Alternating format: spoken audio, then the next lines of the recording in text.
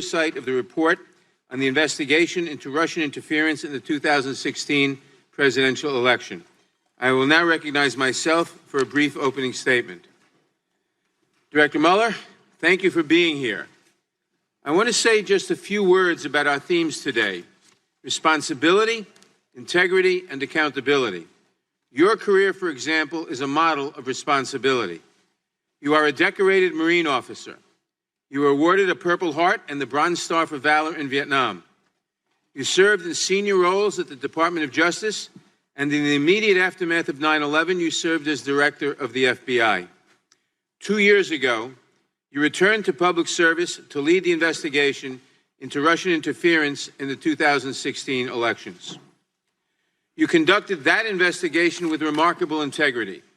For 22 months, you never commented in public about your work, even when you were subjected to repeated and grossly unfair personal attacks. Instead, your indictments spoke for you, and in astonishing detail.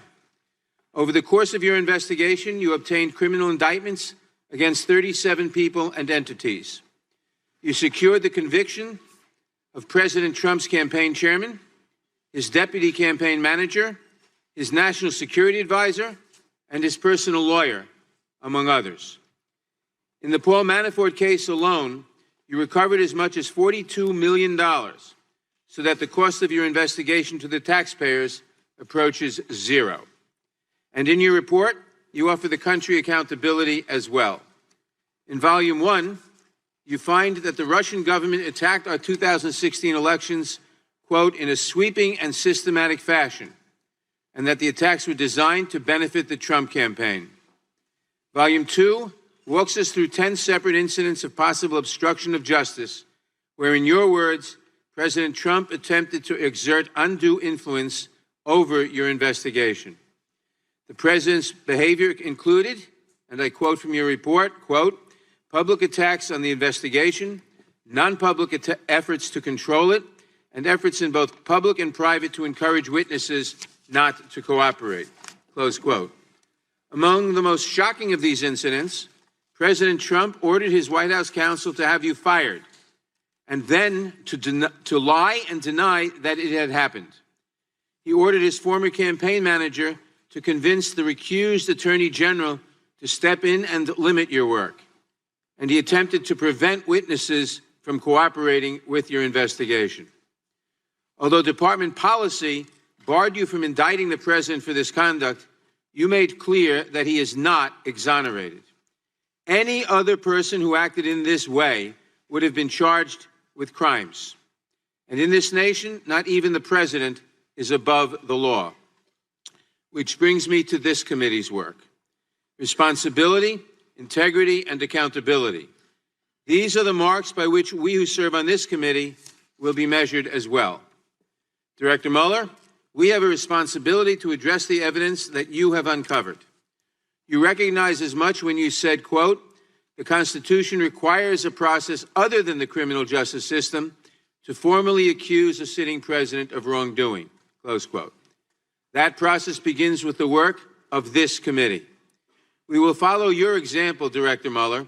We will act with integrity. We will follow the facts where they lead. We will consider all appropriate remedies. We will make our recommendation to the House when our work concludes.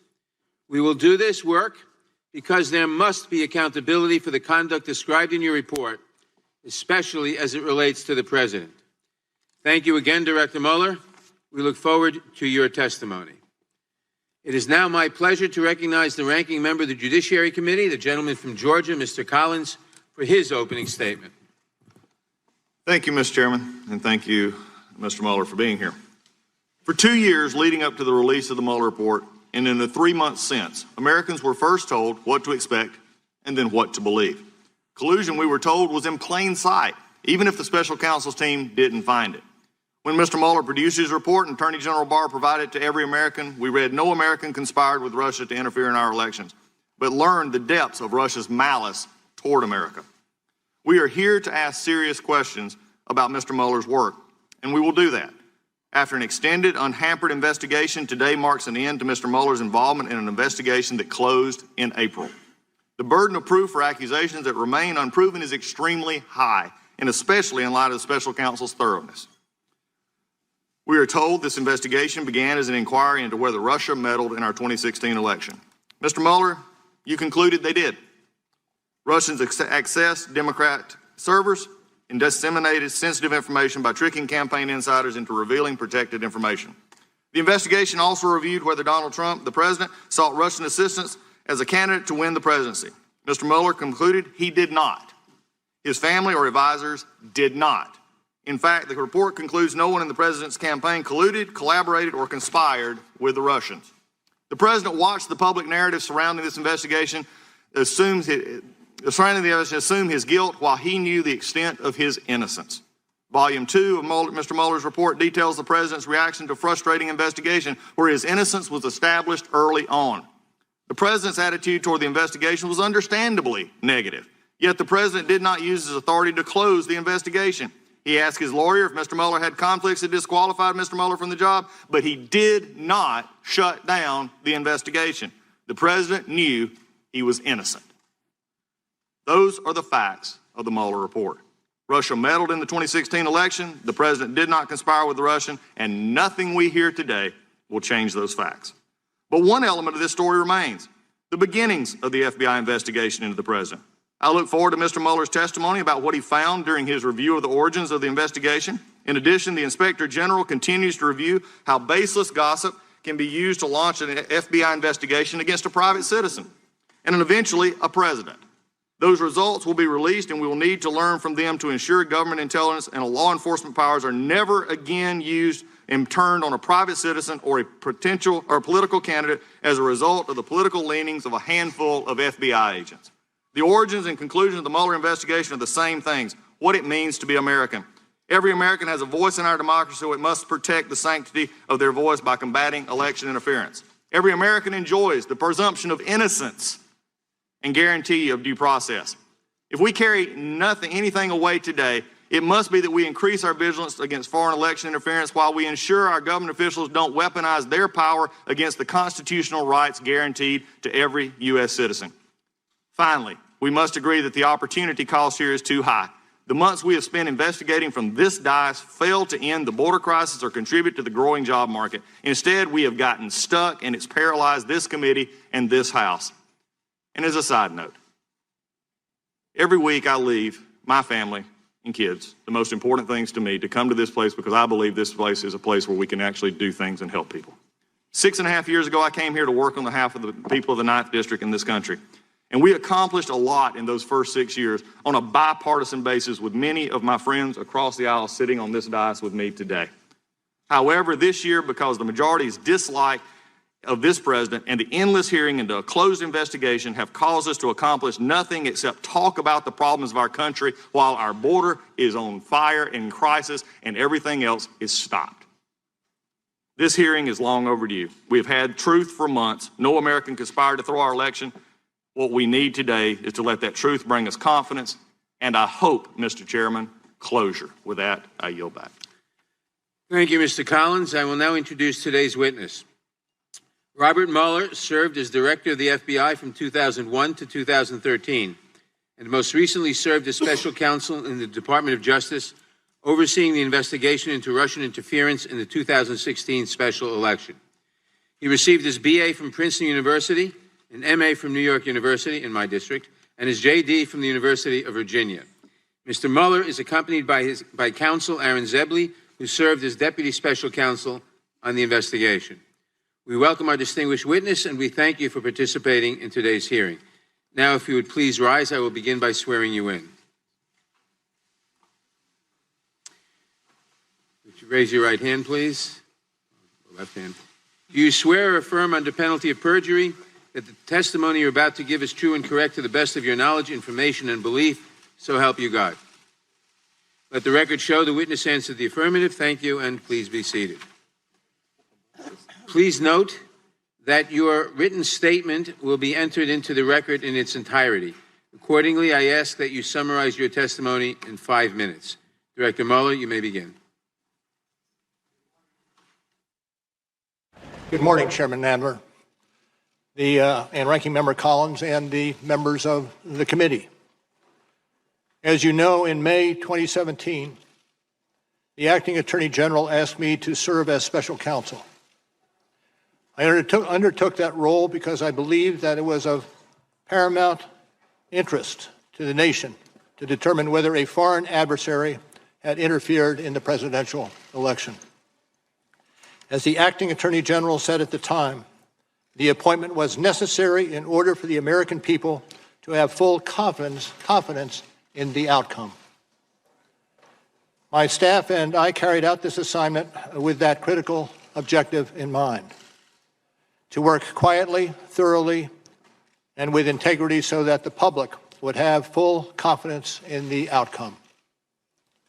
The order appointing me as special counsel directed our office to investigate Russian interference in the 2016 presidential election. This included investigating any links or coordination between the Russian government and individuals associated with the Trump campaign. It also included investigating efforts to interfere with or obstruct our investigation. Throughout the investigation, I continually stressed two things to the team that we had assembled. First, we needed to do our work as thoroughly as possible and as expeditiously as possible. It was in the public interest for our investigation to be complete, but not to last a day longer than was necessary. Second, the investigation needed to be conducted fairly and with absolute integrity. Our team would not leak or take other actions that could compromise the integrity of our work.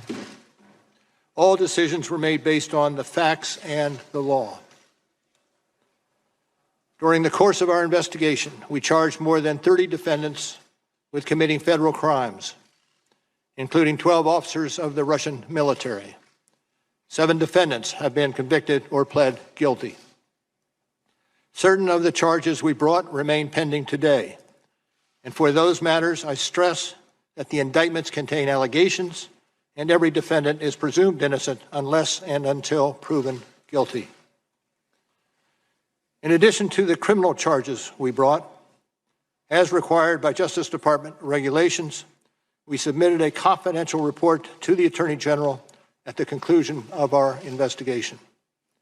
The report set forth the results of our work and the reasons for our charging and declination decisions. The Attorney General later made the report largely public. As you know, I made a few limited remarks about our report when we closed the special counsel's office in May of this year. But there are certain points that bear emphasis. First, our investigation found that the Russian government interfered in our election in sweeping and systematic fashion. Second, the investigation did not establish that members of the Trump campaign conspired with the Russian government in its election interference activities. We did not address collusion, which is not a legal term. Rather, we focused on whether the evidence was sufficient to charge any member of the campaign with taking part in a criminal conspiracy, and it was not. Third, our investigation of efforts to obstruct the investigation and lie to investigators was of critical importance. Obstruction of justice strikes at the core of the government's effort to find the truth and to hold wrongdoers accountable. Finally, as described in Volume 2 of our report, we investigated a series of actions by the President towards the investigation. Based on Justice Department policy and principles of fairness, we decided we would not make a determination as to whether the President committed a crime. That was our decision then, and it remains our decision today. Let me say a further word about my appearance today. It is unusual for a prosecutor to testify about a criminal investigation. And given my role as a prosecutor, there are reasons why my testimony will necessarily be limited. First, public testimony could affect several ongoing matters. In some of these matters, court rules or judicial orders limit the disclosure of information to protect the fairness of the proceedings. And consistent with long-standing Justice Department policy, it would be inappropriate for me to comment in any way that could affect an ongoing matter. Second, the Justice Department has asserted privileges concerning investigative information and decisions, ongoing matters within the Justice Department, and deliberations within our office. These are Justice Department privileges that I will respect. The Department has released a letter discussing the restrictions on my testimony. I therefore will not be able to answer questions about certain areas that I know are of public interest. For example, I am unable to address questions about the initial opening of the FBI's Russia investigation, which occurred months before my appointment, or matters related to the so-called Steele dossier. These matters are subject of ongoing review by the Department. Any questions on these topics should therefore be directed to the FBI or the Justice Department.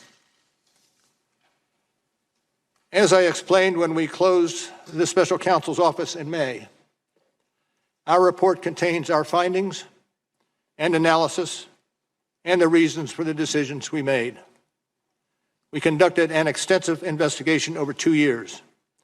In writing the report, we stated the results of our investigation with precision. We scrutinized every word. I do not intend to summarize or describe the results of our work in a different way in the course of my testimony today. And as I said on May 29th, the report is my testimony, and I will stay within that text. And as I stated in May, I will not comment on the actions of the Attorney General or of Congress. I was appointed as a prosecutor, and I intend to adhere to that role and to the Department standards that govern it. I'll be joined today by Deputy Special Counsel Aaron Zebley. Mr. Zebley has extensive experience as a federal prosecutor and at the FBI, where he served as my chief of staff. And Mr. Zebley was responsible for the day-to-day oversight of the investigations conducted by our office. Now, I also want to again say thank you to the attorneys, the FBI agents, the analysts, the professional staff who helped us conduct this investigation in a fair and independent manner. These individuals who spent nearly 2 years of working on this matter were of the highest integrity. And let me say one more thing. Over the course of my career, I have seen a number of challenges to our democracy. The Russian government's effort to interfere in our election is among the most serious. And as I said on May 29th, this deserves the attention of every American. Thank you, Mr. Chairman. Thank you. We will now proceed under the 5-minute rule with questions. I will begin by recognizing myself for 5 minutes. Director Mueller, the President has repeatedly claimed that your report found there was no obstruction and that it completely and totally exonerated him. But that is not what your report said, is it? Correct. It is not what the report said. And now, reading from page 2 of volume 2 of your report that's on the screen, you wrote, quote, "If we had confidence after a thorough investigation of the facts that the President clearly did not commit obstruction of justice, we would so state. Based on the facts and the applicable legal standards, however, we are unable to reach that judgment," close quote. Now, does that say there was no obstruction? No. In fact, you are actually unable to conclude the President did not commit obstruction of justice. Is that correct? Well, we, at the outset, determined that we, when it came to the President's culpability, we needed to go forward only after taking into account the OLC opinion that indicated that a sitting president, cannot be indicted. So the report did not conclude that he did not commit obstruction of justice. Is that correct? That is correct. And what about total exoneration? did you actually totally exonerate the president? No. Now, in fact, your reports expressly states that it does not exonerate the president. It does. And your investigation actually found, quote, multiple acts by the president that were capable of exerting undue influence over law enforcement investigations, including the Russian interference and obstruction investigations. Is that correct? Correct. Now, Director Mueller, can you explain in plain terms what that finding means so the American people can understand it? Well, the finding indicates that the president was not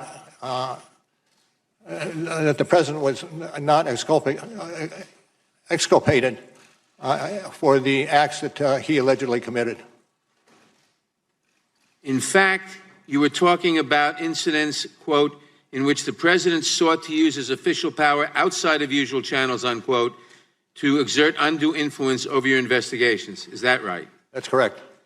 Now, am I correct that on page 7 of volume 2 of your report, you wrote, quote, the president became aware that his own conduct was being investigated in an obstruction of justice inquiry. At that point, the president engaged in a second phase of conduct involving public attacks on the investigation, non-public efforts to control it, and efforts in both public and private to encourage witnesses not to cooperate with the investigation, close quote. So President Trump's efforts to exert undue influence over your investigation intensified after the president became aware that he personally was being investigated?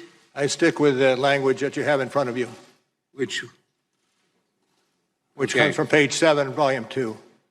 Now, is it correct that if you concluded that the president committed the crime of obstruction, you could not publicly state that in your report or here today? Can you repeat the question, sir? Is it correct that if you had concluded that the president committed the crime of obstruction, you could not publicly state that in your report or here today? Well, I would say the statement would be that you would not indict, and you would not indict because under the OLC opinion, a sitting president, excuse me, cannot be indicted, be unconstitutional. So you could not state that because of the OLC opinion, if that would have been your conclusion? OLC opinion was some guide, yes. But under DOJ, under Department of Justice policy, the president could be prosecuted for obstruction of justice crimes after he leaves office, is correct? True. Thank you. Did any senior White House official refuse a request to be interviewed by you and your team? I don't believe so. The president? Well, let me take that back. I would have to look at it, but I'm not certain that that was the case. Did the president refuse a request to be interviewed by you and your team? Yes. Yes. And is it true that you tried for more than a year to secure an interview with the president? Yes. And is it true that you and your team advised the president's lawyer that, quote, an interview with the president is vital to our investigation, close quote? Yes. And is it true that you also, quote, stated that it is in the interest of the presidency and the public for an interview to take place, close quote? Yes. But the president still refused to sit for an interview by you or your team? True. True. And did you also ask him to provide written answers to questions on the 10 possible episodes of obstruction of justice crimes involving him? Yes. Did he provide any answers to a single question about whether he engaged in obstruction of justice crimes? I would have to check on that. I'm not certain. Director Mueller, we are grateful that you are here to explain your investigation and findings. Having reviewed your work, I believe anyone else who would engage in the conduct described in your report would have been criminally prosecuted. Your work is vitally important to this committee and the American people because no one is above the law. I'll now recognize the gentleman from Georgia, Mr. Collins. Thank you, Mr. Chairman. And we're moving, I know, understanding, just reiterating the 5-minute rule. Mr. Mueller, I have several questions, many of which that you just answered will be questioned here in a moment, but I want to lay some foundation. So we'll go through these fairly quickly. I'll talk slowly. I'm said that I talk fast. I will talk slowly. Thank you, sir. In your press conference, you stated any testimony from your office would not go beyond our report. We chose these words carefully. The work speaks for itself. I would not provide information beyond that which is already public in any appearance before Congress. Do you stand by that statement? Yes. Since closing the special counsel's office in May of 2019, have you conducted any additional interviews or obtained any new information in your role as special counsel? In the wake of the report? Since the closing of the office in May of 2019. And the question was, Have you do conducted anything- any new interviews, any new witnesses, No. anything? And you can confirm you're no longer special counsel, correct? I am no longer special counsel. At any time with the investigation, was your investigation curtailed or stopped or hindered? No. Were you or your team provided any questions by members of Congress of the majority ahead of your hearing today? No. Your report states that your investigative team included 19 lawyers and approximately 40 FBI agents and analysts and accountants. Are those numbers accurate? Could you repeat that, please? 40 FBI agents, 19 lawyers, intelligence analysts, and forensic accountants. Are those numbers accurate? This was included in your report. Generally, yes. Is it also true that you issued over 2,800 subpoenas, executed nearly 500 search warrants, obtained more than 230 orders for communication records, and 50 pen registers? That went a little fast for me. Okay. In your report, I'll make this very simple. You did a lot of work, correct? Yes, that I agree A lot of subpoenas, a lot of pen A lot of registers. subpoenas. Yes. Okay, we'll walk this really slow if we A need lot to. of search warrants. All right, a lot of search warrants, a lot of things. So you're very thorough. What? In your opinion, very thorough. You listed this Yes. out in your report, correct? Yes. Thank you. Is it true the evidence gathered during your investigation, given the questions that you have just answered, is it true the evidence gathered during your investigation did not establish that the president was involved in the underlying crime related to Russian election interference as stated in Volume 1, page 7? We found insufficient evidence of the president's culpability. So that would be a yes. With that, I'm pardon? That would be a yes. Yes.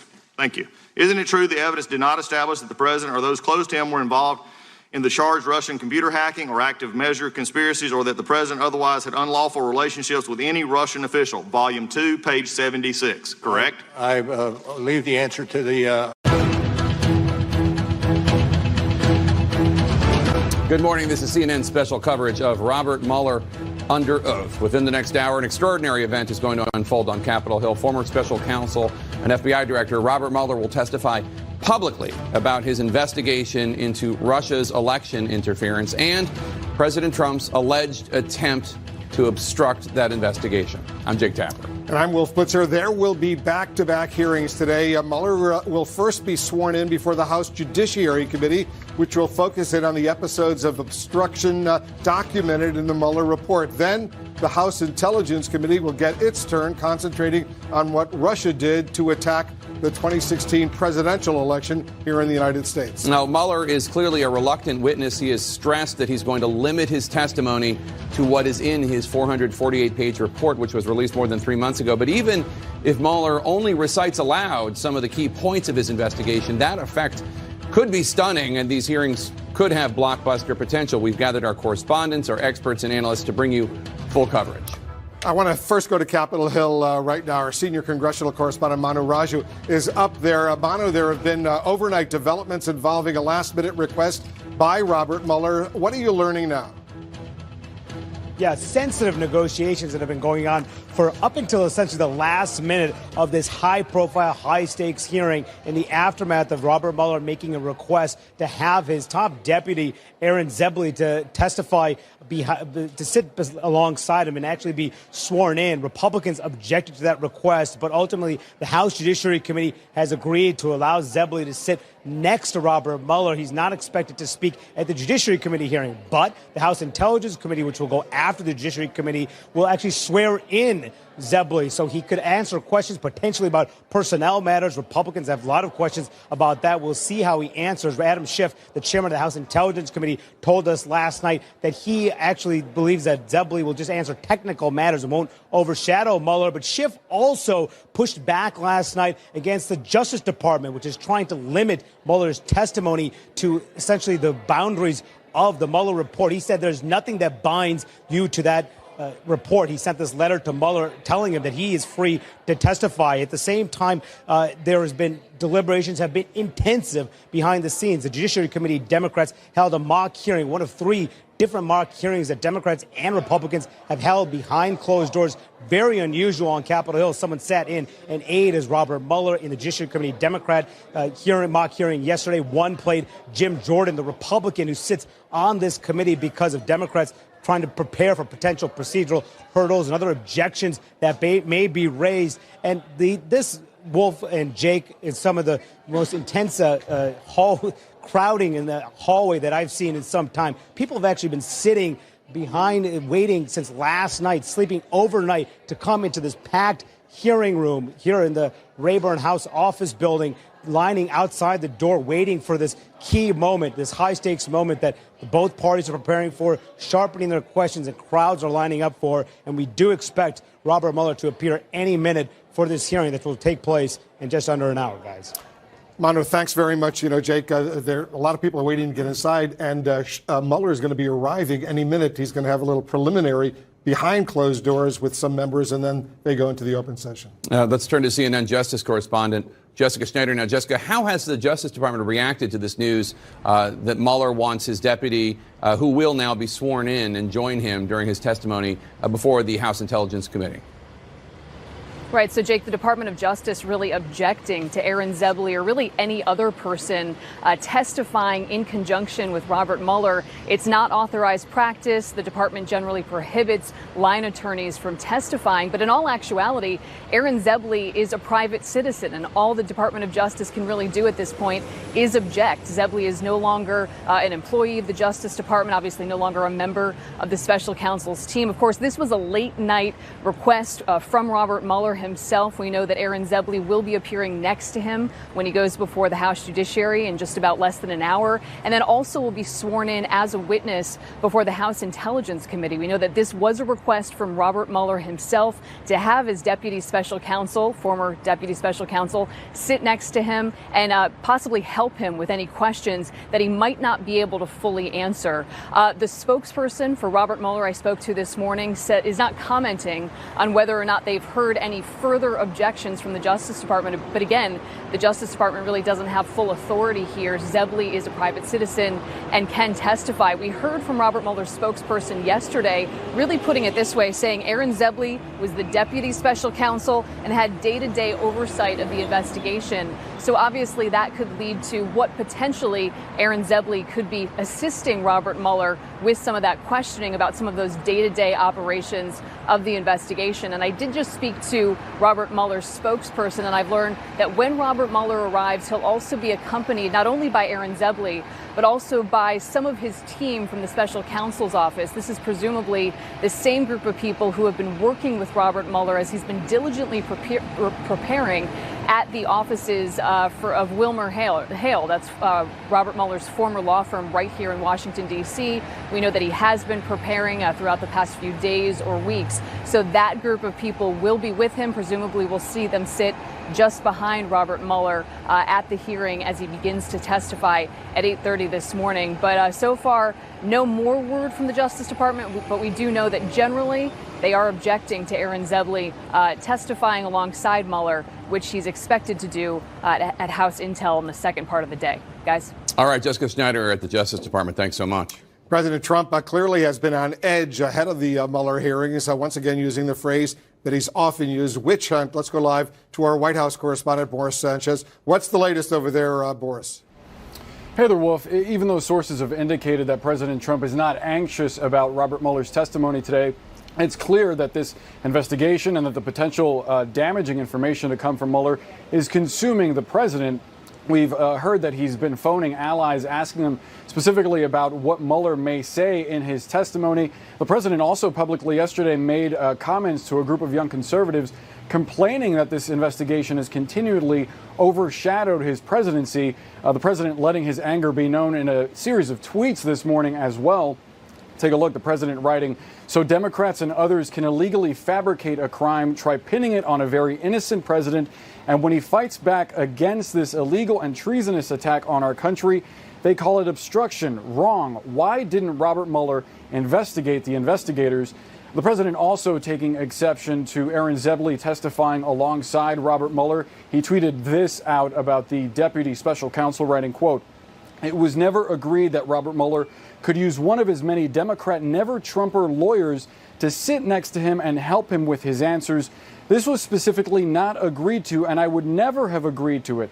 The greatest witch hunt in U.S. history by far."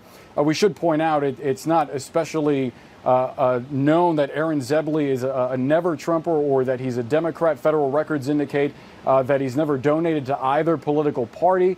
Still, the president wants to paint him a certain way, just as he tried to paint Robert Mueller in a negative light, suggesting that he has conflicts of interest. As for whether the president will be watching, earlier this week he sort of played coy, suggesting he might watch parts of the testimony. Knowing this president, knowing just how much he consumes cable news, it's safe to say that he'll be watching. As for when we might hear from him outside of Twitter, the president has a fundraiser later tonight in West Virginia. We will likely hear what he has to say about this testimony as he departs the White House. Jake and Wolf. You know, it's interesting, Boris, we're going to get back to you, Jake. The president once again using the word treasonous in describing his critics. Treason, that's a crime potentially that carries the death sentence. Yeah, well, I mean, some people say you should take him seriously, but not literally. That would probably be an example of that. I want to bring in some of our experts right now. And Pamela Brown, let me ask you, President Trump insisting he's not going to watch the testimony, his aides insisting that he's irritated but not anxious about this. And yet you look at his Twitter feed, the window into his soul, and you see he was tweeting about Robert Mueller at 10:30 last night before he went to bed. He was tweeting about Robert Mueller at 6:50 a.m. as soon as he got up. This is clearly consuming his day. It is, certainly. And it seems as though he is anxious this morning, at the very least, right before this testimony begins. Because remember, Robert Mueller has played an outsized role in his presidency. He has cast a shadow over his presidency with the Russia probe. And now we're going to hear from him for the first time answering questions about this.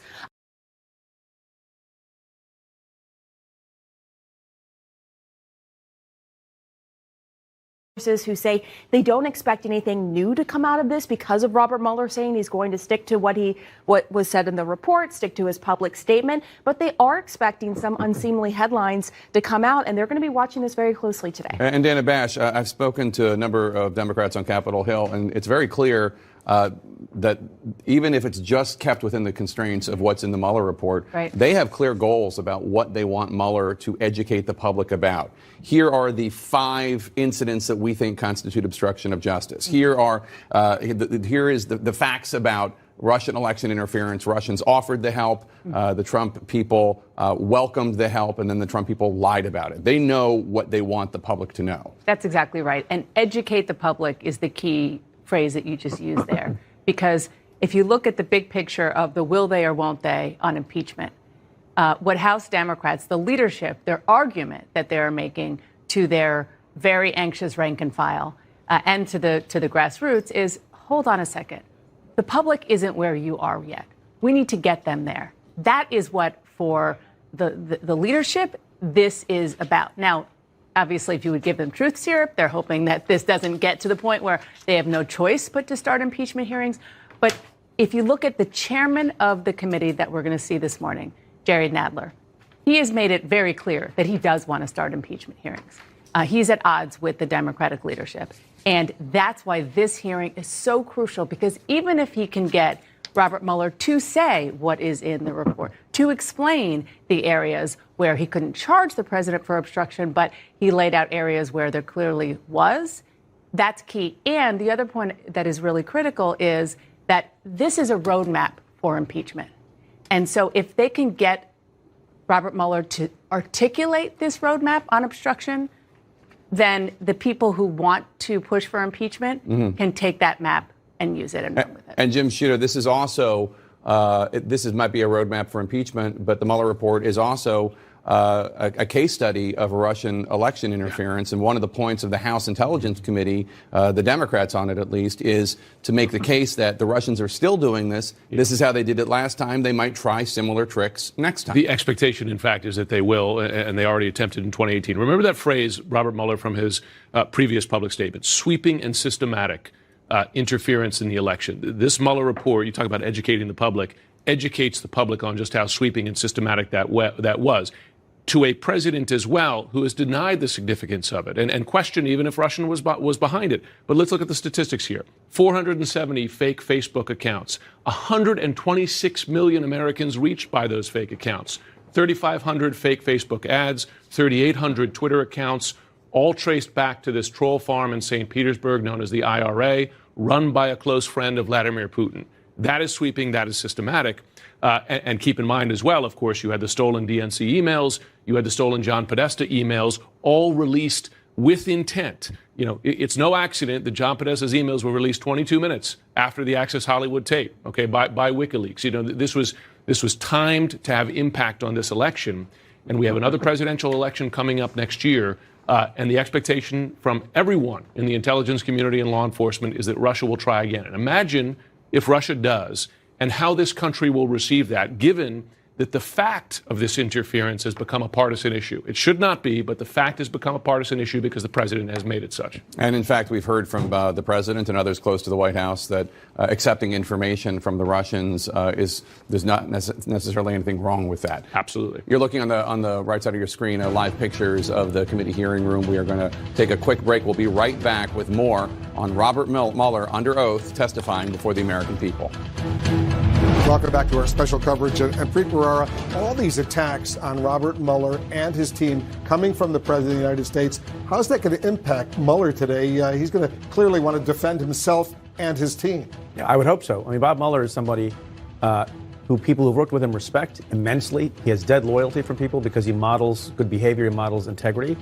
And one of the things that I think is most important for him to do today, in response to questions from mostly Republicans probably, about Peter Strzok and about Democrats being on the team and all sorts of other allegations made by the president, is to forcefully reject those allegations, defend the integrity of the investigation out of the mouth of Bob Mueller. Until now, those kinds of defenses have been made by people who, you know, appear on television and are not part of the team. People need to hear it from Bob Mueller himself.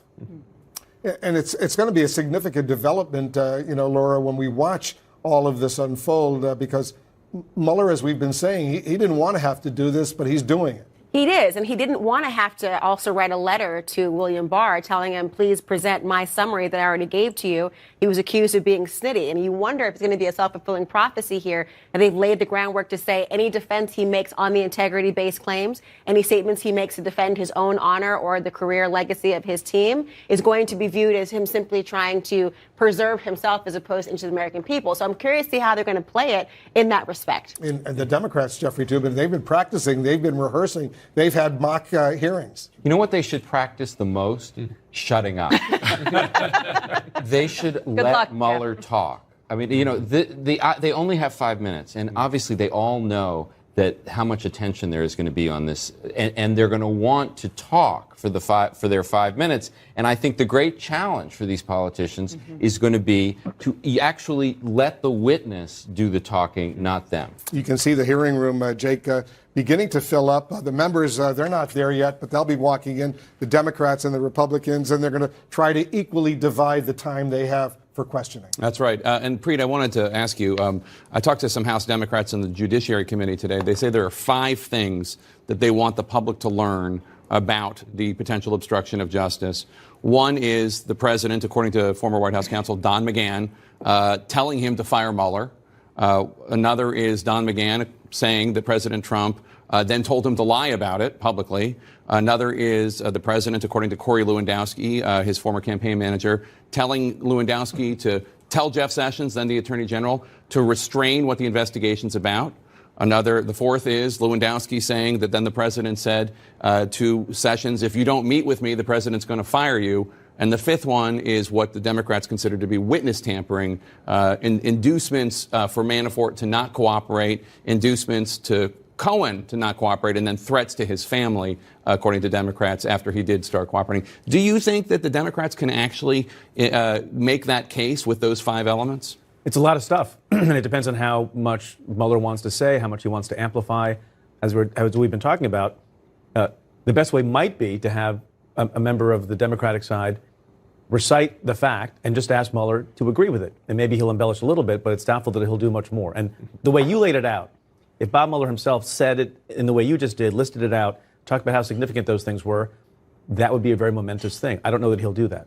I want to welcome all of our viewers here in the United States and around the world. We have special live coverage of Robert Mueller under oath. More than 3 months after releasing his report, the former special counsel Robert Mueller is set to testify publicly about his investigation into Russia's attack on the 2016 election here in the United States and allegations of obstruction by the president. I'm Wolf Blitzer. And I'm Jake Tapper. It is a double header of sorts. Mueller will appear first before the House Judiciary Committee, which will focus on episodes of potential obstruction of justice.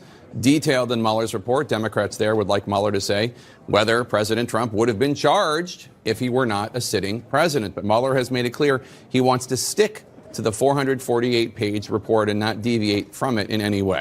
The Judiciary hearing is expected to last about 3 hours, with each member of the committee getting only 5 minutes to question Mueller. Then the Intelligence Committee will focus in on Russia's election interference. For more than 90 Democrats who are pushing for an impeachment inquiry to begin in the House of Representatives, this could potentially be a do-or-die moment. For Republicans, on the other hand, it could be a chance to close the book on the Mueller investigation. Case closed. For President Trump, the stakes are huge. He has stepped up his attacks and efforts to distract ahead of the testimony, but he concedes he might watch, quote, a little bit of it. Let's turn to CNN Justice correspondent Jessica Schneider right now, who's standing by at the Justice Department. Jessica, what's the latest there?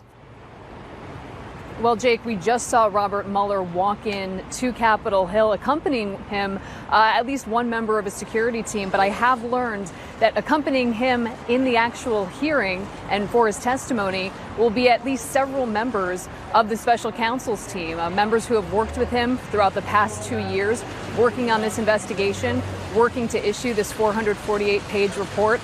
I talked with Robert Mueller's spokesman this morning. He says that several members of those team will be accompanying Robert Mueller. They'll likely be sitting just behind him as we see him begin to testify.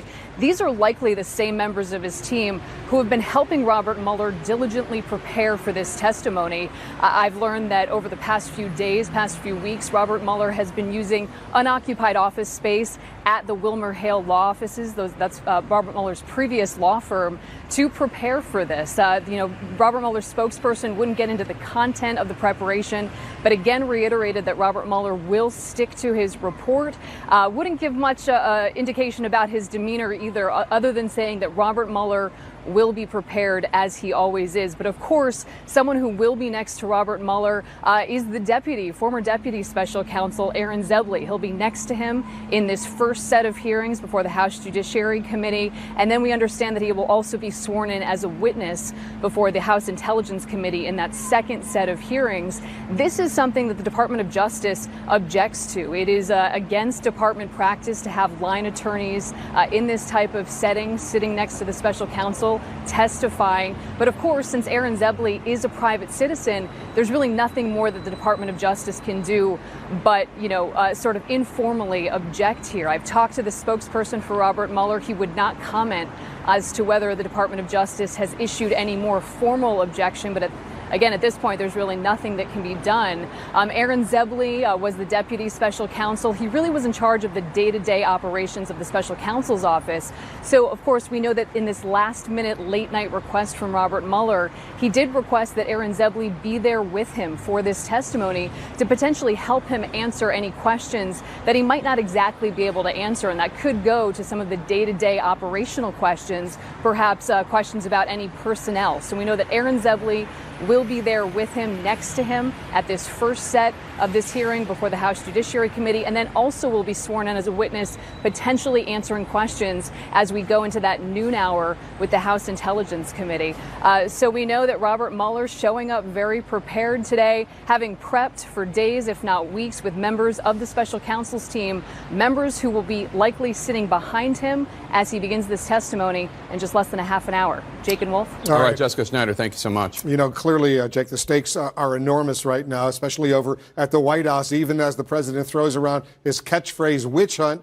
He also says he may watch a little of the Mueller hearings. I want to go to our White House correspondent, Boris Sanchez. Boris, the president obviously has been busy tweeting this morning.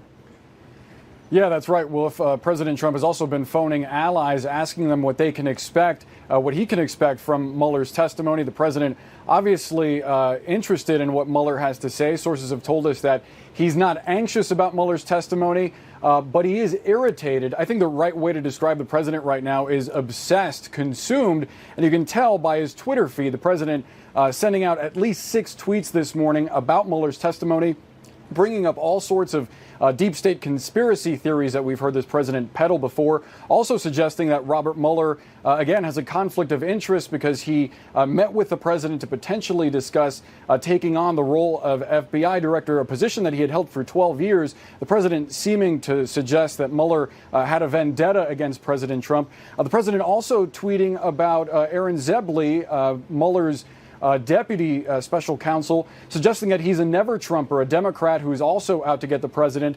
Zebley has no clear political bias here. According to federal records, he's never donated to either political party.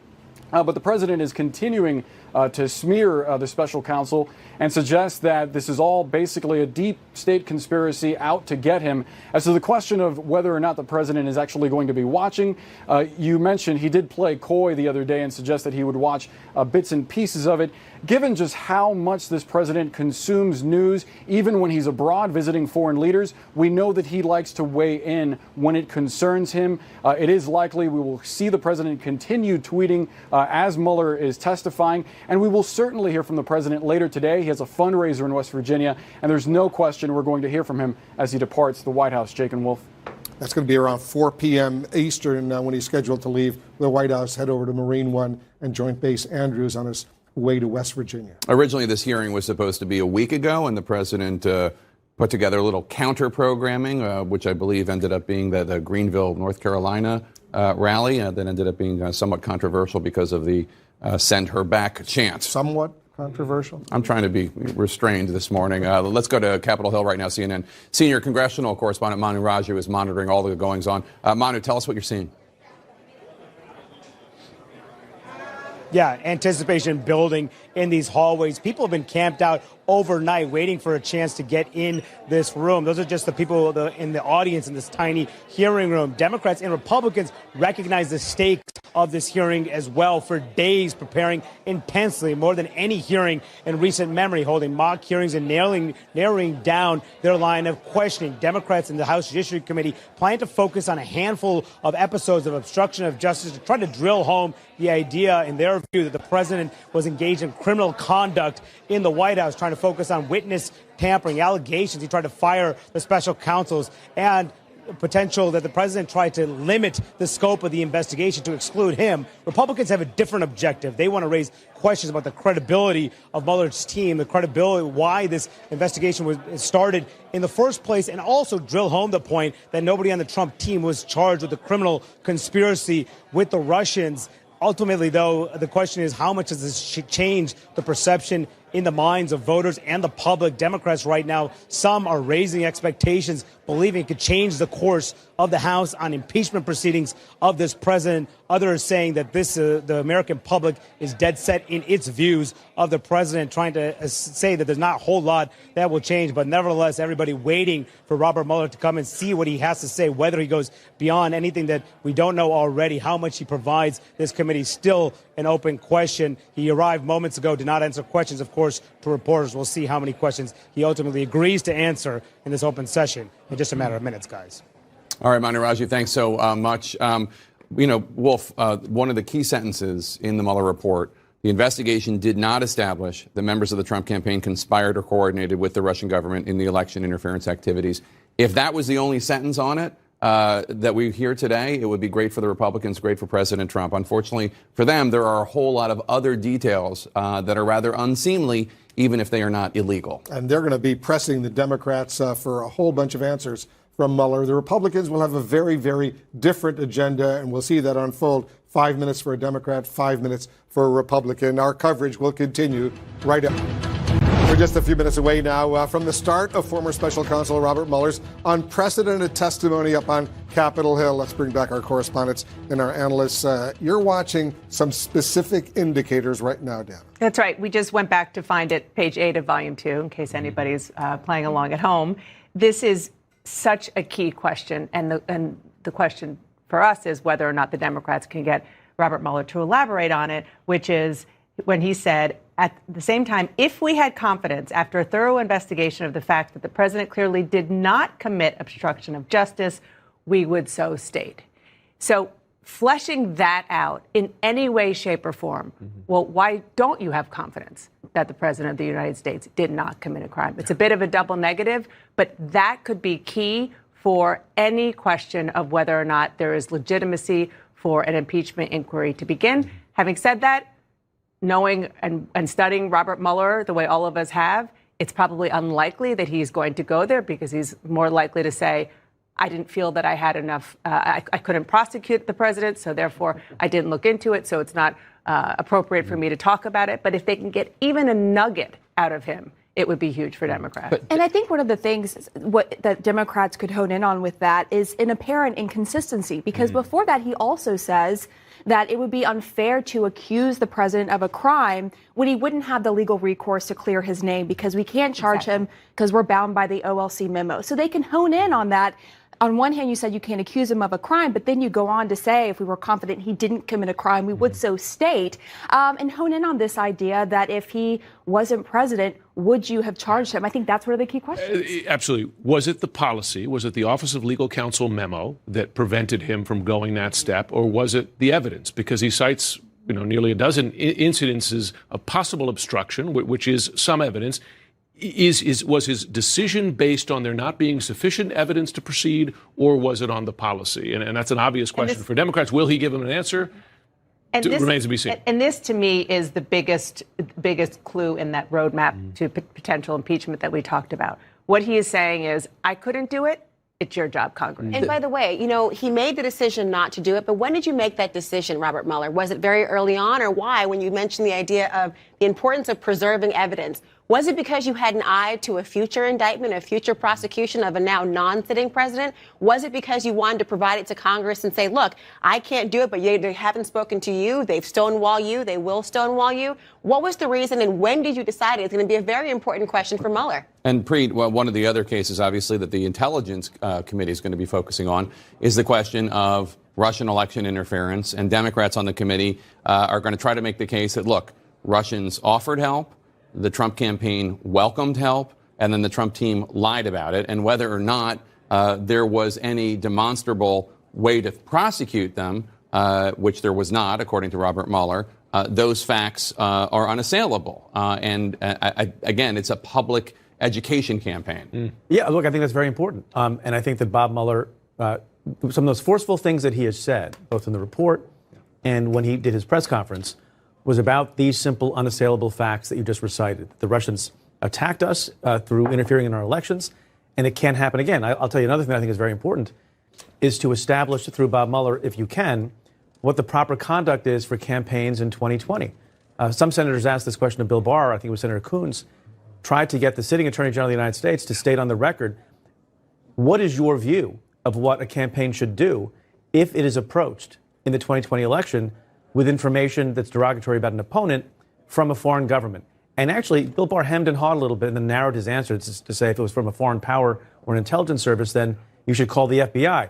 I'd like to see some members of the House go really strong with Bob Mueller about it, so that he says in an unequivocal way that the proper conduct and the proper patriotic, as we're talking about patriotism, conduct for a campaign is at the moment that you get approached by someone who seems to have some connection to a foreign government with derogatory information about an opponent, dirt on an opponent, you go straight to the FBI. The reason Barr's answer was hugely problematic is because, as we saw in Russian election interference in 2016, the lines between Russian intelligence and just Russian businessmen, oligarchs, etc., are blurred. You don't have to be wearing a uniform of the FSB to be an intelligence asset of Russia. They speak to the Kremlin, they are under the control of the Kremlin, or they feel influenced by it. So his answer saying, well, if they're with the intelligence service, what does that mean exactly? We know that many of Putin's friends who were doing, in contact with Trump and with other people here in the U.S. have ties to Russian intelligence services. That was there was an opportunity for the Attorney General to make it very clear he did not.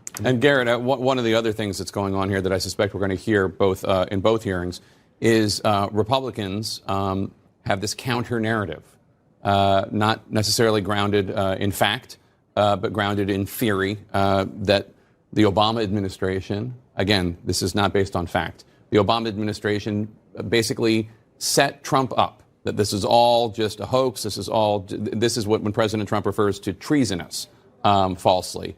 this is what he's talking about. And I imagine we're going to hear some of that today. Yeah, I mean, I think you're going to hear over the next couple of hours lots of shouting about Peter Strzok and Lisa Page and Christopher Steele and, George Papadopoulos getting railroaded. And I think going back to what the point that Preet was just making, it's important to remember that the Donald Trump's campaign got themselves into this trouble.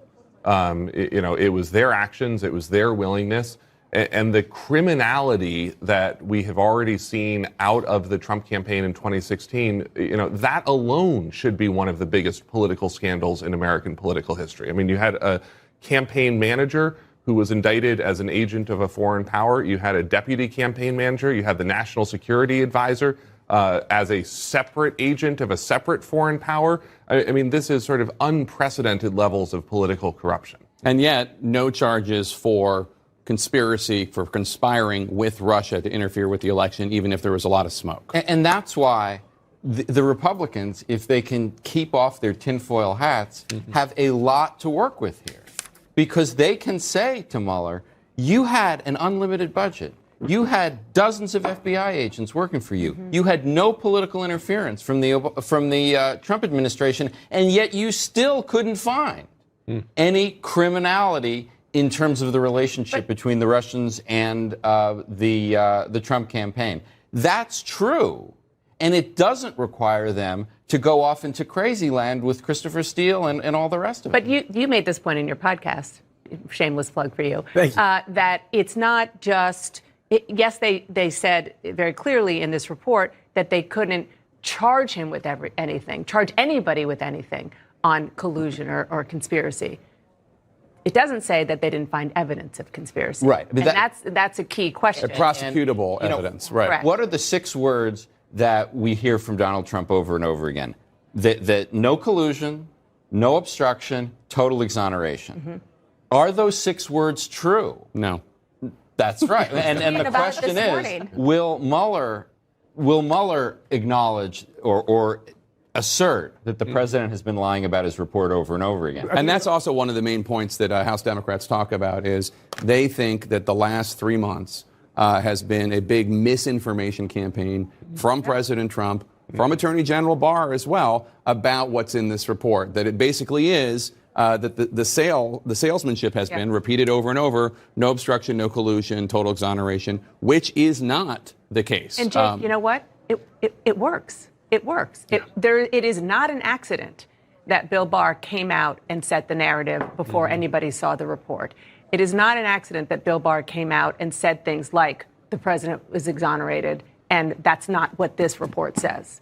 He knew what he was doing politically. They knew what they were doing in dragging their feet to get any counter narrative out there for months and months and months to bake this in to the public. I just want to point out, we're looking at these live pictures from the House Judiciary Committee hearing room. You see the witness table. You see the photographers standing in front of the witness table. That's where Robert Mueller will walk in. He will be seated. There are 2 chairs there, and that's significant. 2 chairs, Pamela, because his longtime deputy is also going to be seated, and they're going to be consulting, presumably, during the course of the next 3 hours. Yeah, that's right. And look, it's not unusual that someone like Robert Mueller would have his counsel there with him to confer with over some of the questions. What is unusual is that Aaron Zebley is both his counsel and a witness in this investigation. He was his deputy during the special counsel probe. He played a key role in the day-to-day operations. And in the first hearing with the House Judiciary Committee, he's going to be sitting alongside him. But then in the second one, we have learned he's now been sworn in. And so we could hear from Aaron Zebley himself. He could also be testifying alongside Robert Mueller. And so that is pretty unique.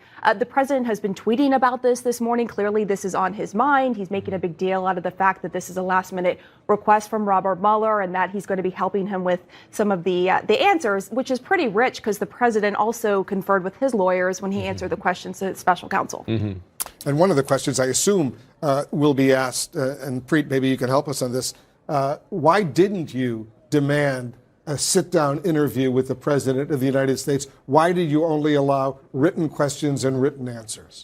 Yeah, so Bob Mueller addressed that in part in the report, reciting how there are a lot of cases in which you either bring or decide not to bring an obstruction case without talking to the potential target.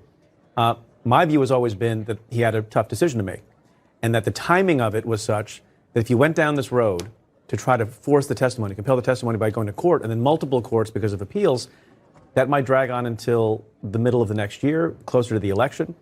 And given that the rest of the investigation could be done, and they, fobbed off 12 to 14 other investigations, that they didn't want to hold up everything else for the purpose of getting the president's compelled testimony if it was going to be such a long fight.